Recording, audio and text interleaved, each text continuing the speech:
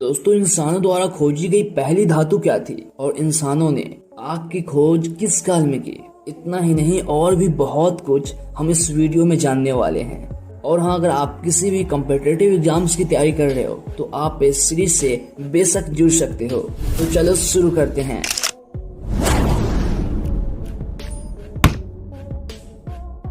जो बीत गया हम उसे अतीत कहते हैं और अतीत में बहुत सारी घटनाएं घटी होंगी। तो क्या हम उन सारी घटनाओं की संग्रह को इतिहास कह देंगे? तो नहीं।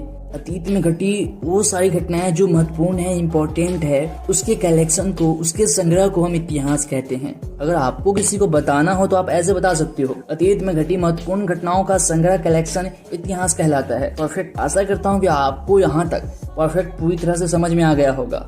अब बात कर लेते हैं इतिहास के जनक के बारे में। आप जिनको स्क्रीन पे देख रहे हो, ये है इतिहास के जनक। इनका नाम है हेरोडोटस।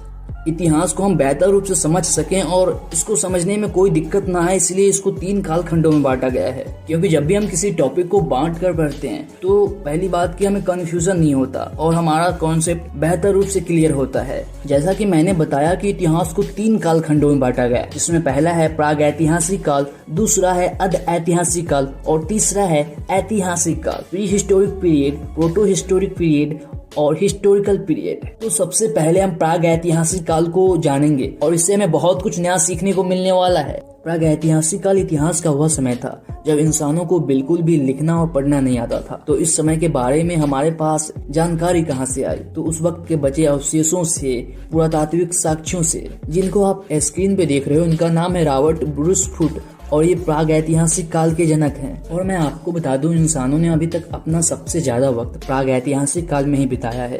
प्राग ऐतिहासिक काल को हम पाषाण काल भी कह सकते हैं, क्योंकि इस काल में मानव द्वारा पत्थर का उपयोग बहुत ज्यादा किया जाता था। बात हो शिकार करने की, आग जलाने की या औजार बनाने की।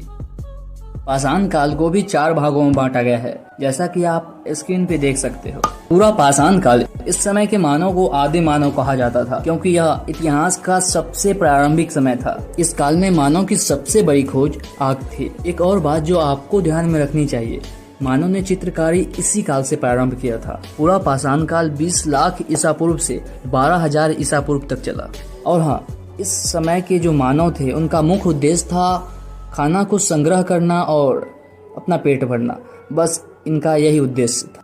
मध्य पाषाण काल, जो कि 12,000 ईसा पूर्व से 10,000 ईसा पूर्व तक चला।